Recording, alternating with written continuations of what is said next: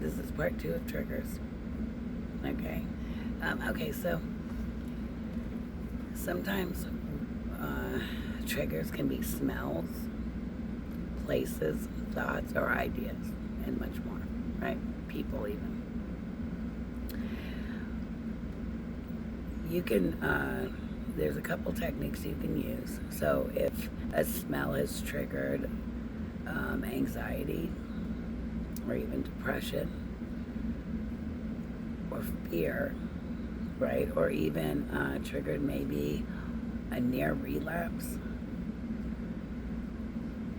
Don't judge it, right? Don't judge it. And don't feel bad. Don't feel like you're failing at your recovery at all, okay? These things happen. It's actually normal. But I want you to reframe your thinking, okay? So I'll give you an example. I think that'll be easier. Let's say you go to a place and you get triggered by the place, right? Because the place or the smell was there, right? Or the event happened there that traumatized you. Now, prior to being there, all the times that you went there before, it was like on the way to something really good, like visiting your friend or a family member. So you always had good memories about the walk or about the place, because nothing ever bad happened there. And then one time something happened, right? Then our brains accidentally link the trauma straight to that place. So it's no longer a fun place, right? But when you reframe your thoughts, it can unlink the trauma to that, right? I'm not saying nothing bad happened. I'm saying relink it to something else, something that occurred more. So you could say something like, even though something bad happened here, it never happened bad before. Like, I always have fun. I always have such great memories of this place. And I do feel like it's ruined now because of this event. But, it wasn't all bad. The event was very bad, right? But the place itself was not all bad, or the walk there was not all that bad. So I'll tell you a real story. A little girl was walking to her school. I can't give names because of the hip back. And she got bit by a dog.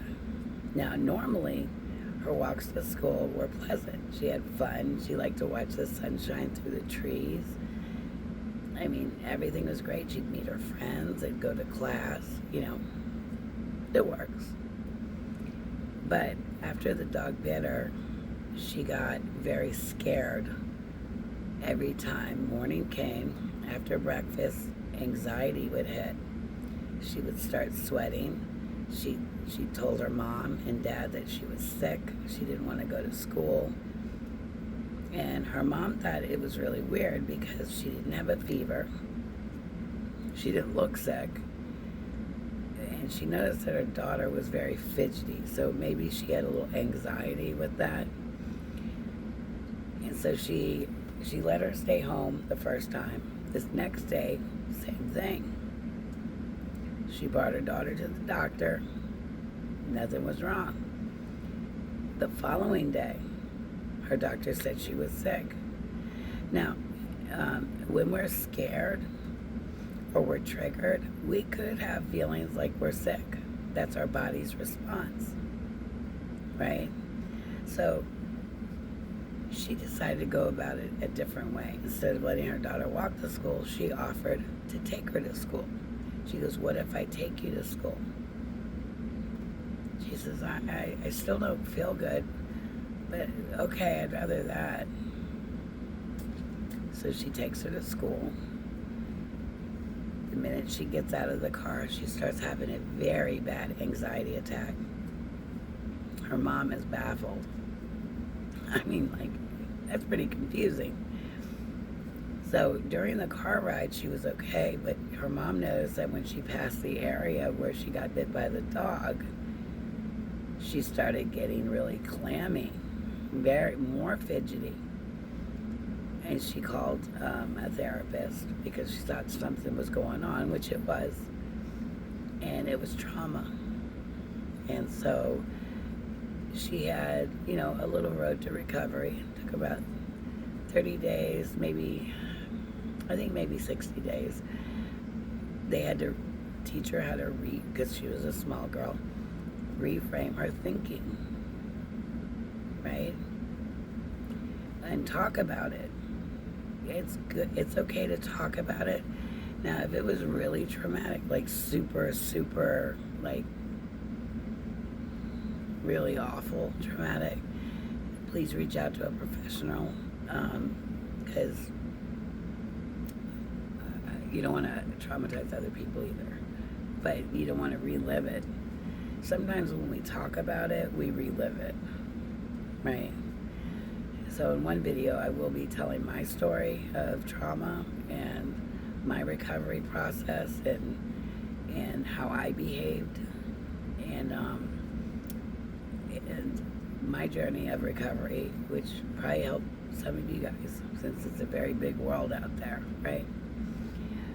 But there are many ways to deal with trauma. If you are wanting to tell your story, then absolutely tell your story. Getting it out is good.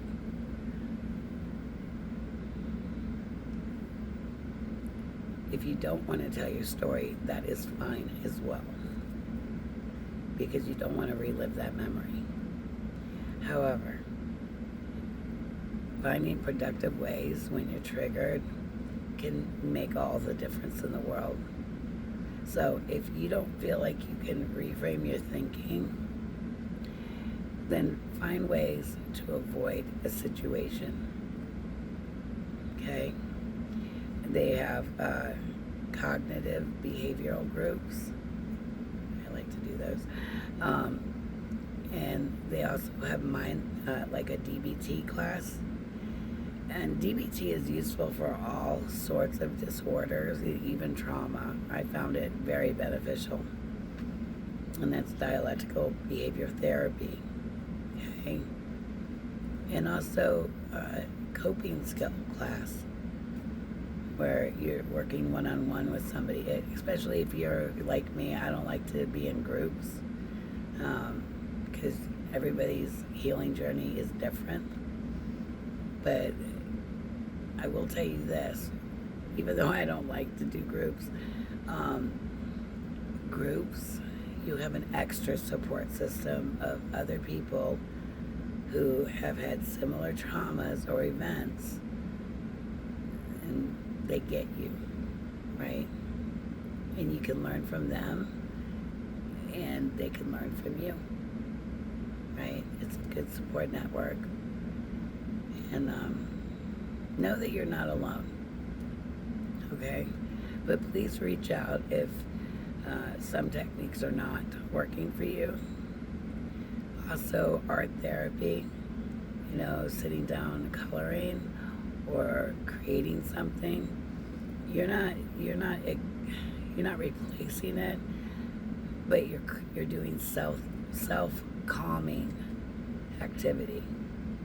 So when you feel anxious, if you're artsy, create something. Calm yourself down. Okay? Maybe pick up some gardening. If you like to cook, there are a lot of ways. Okay? Anyways, reach out to a counselor if your own personal counselor. I'm just making little videos. You need help. Reach out.